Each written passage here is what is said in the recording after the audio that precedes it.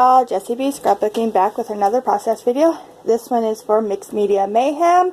Here is the inspiration piece, and it was chosen by Laura. The name of the creator is underneath of it. Here is the pictures I'm thinking about doing. These are some pictures from 4th of July. I'm not gonna probably use them all or cut them up or something. I'm going to use some watercolors. I'm not sure if I'm using which ones. And then I got some of my stamps, do some stamping on it. And I am going to prep my paper with some gesso. So, let's get going. So, I already prepped the paper with the gesso, and I have it on this old Cricut mat. And that's just to help it try to not curl too bad. And the gesso's all dry, and so I'm using just the plain watercolors. I decided not to go with the metallic ones, and I'm using the packaging technique, and then I just spritz a little bit of water right onto what I put on with the package, and then I squished it down a little bit more. And now I'm just drying up some of the bigger puddles because I want to put a second color on, but I don't want it to mix and make a purple. So I'm going to put red on. And so I want to make sure that they kind of stay their own separate colors. And I decided to go ahead and go with the red that was in the same watercolor kit. And I'm putting this one on with the paintbrush just so I can kind of tell the paint where to go. And then I am going to use the packaging technique and squish it around. And I can do that because I have the gesso on it. And so it actually works really well. And there is some purple on it because, you know, blue and red make purple, but not a lot. And I really like the way that it turned out. Now the inspiration piece had a circle, and you can see it up there in the corner. It had the circle with all the different colors and the butterflies, and she did a really good job.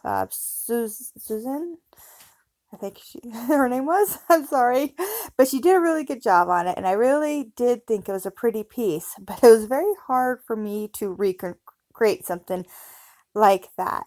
So I did take the circle as inspiration, and I put that on, and then used the red to just kind of give it all that kind of blended look for the red, white, and blue of the 4th of July. So it did dry. It just didn't look like it on camera, but actually I let it dry. After I got done painting it, I went to town, came home, and worked on it again that night. So this is actually a couple hours later. But I went ahead and decided to punch out some of the smaller,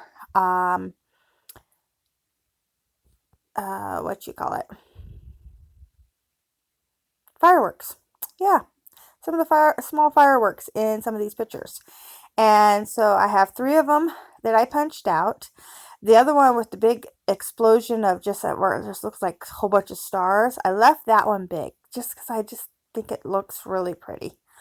And now I'm just going to put the 3 smaller explosions in this triangle shape up in this corner here. And then the picture of my daughter sitting in the back of the pickup with the kiddos and talking to a friend. I'm leaving that one big and at the bottom, so they kind of, or it looks like she's looking up at the fireworks. And I decide I like that. I like how everything's going to sit. And now I'm going to bring in some stamping. I like the stamping that she has in the inspiration piece. So I'm going to kind of, well, I don't really mimic it in the sense that I'm using these like splattered paint splatters from my Mixed Media stamp set, because they kind of look like I don't know, firework bursts to me. And I'm not going to use a whole bunch of them, but I decided to do it in the yellow. And you can see where I kind of stamped underneath the picture first, so I could test it and see how I like it over top of the red and blue paint. And I liked it, and so I'm using this littler Mixed Media stamp, and I'm just like stamping bits of it in the with my just using my fingers instead of it on a block, and just to give it like little I don't know, little bursts of yellow all over the page, so those two big spots of yellow don't look out of place. So and then I bring in, let's see, I don't remember. I did this layout actually a couple days ago. Oh, I'm going to back my photos. So that's right. So I'm going to bring in a red and a blue paper to back my photos. And I'm going to back that guy picture on this red paper here. I figure that it helps that picture just pop off the background a little bit more. And then I'm going to put a blue background behind the photo of the kids and my daughter. And I like this blue. It matches really well to the watercolor paint. So I got that all done. Put those in. And I'm not going to back the hexagons or anything, but I was just kind of moving around to see if I liked to maybe overlapped, and I said I didn't. So then I'm bringing in this cutout page from one of my printable collections. It's a Tracy Reed collection. I believe it's called Hometown Pride. And so I'm just doing the some of the cut aparts. I printed them out so I could cut them apart and put little bunches of embellishment clusters on the page. And so I think I'm using like 5 flowers, and I love this little truck with the American flag in the back, since they are sitting in the back of a pickup, and I thought that was really cute. And then it has 2 or I printed out 2 of the little flares, and so I actually put some epoxy, so I have 2 little epoxy flares on it.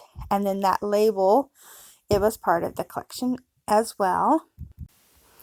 And then let's see, oh, I decided to pop up some of them, or I'm going to glue down the pictures first, and I'm just using my wet glue, because I know that the wet glue will adhere to the gesso. And so I'm going to pop up this little truck with the flag, and so it's going to be up on some fun foam, and I think that's so cute. And then this little cluster here, I'm going to adhere it flat down, and getting my bigger picture down, and then I'll do back down to this little cluster here. I put everything flat, then with that epoxy flare on it, gives it a little bit of dimension.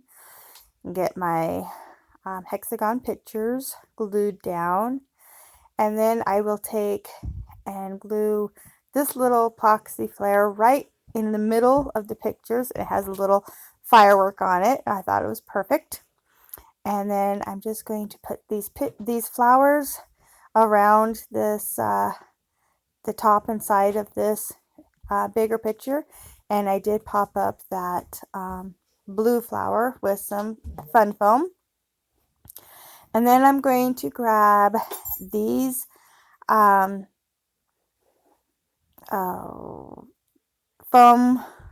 stars and just sprinkle them around, and I'm kind of using them on a diagonal from the top left down to the bottom right.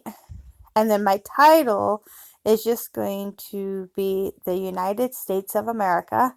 And I'm going to use this sticker that I picked up at the dollar store a couple of years ago. And so I just cut it apart and then added it around my bottom photo. And then I'll come in with some puffy paint in red, white, and blue. Oh, I do come in with puffy paint, but I first decided to just add some stars, stamped stars in black. And I really think that that looks really nice. So I'm just sprinkling them in that same diagonal. And then I will add my puffy paint in the red, white, and blue in that same areas that I did the stamping. And as soon as I am done with that, then this layout will be done. So thank you so much for watching. Make sure you go and check out what everybody else is doing with this inspiration piece. I'm really curious to see what Laura's going to do with it, because she's really amazing at mixed media. But just everybody is going to, I'm sure, come up with something really beautiful. So check everybody else out. That is playing along, and make sure you go and hit like on theirs too. So thank you for watching. If you like this, please give me a thumbs up. If you want to see more, please subscribe. Bye.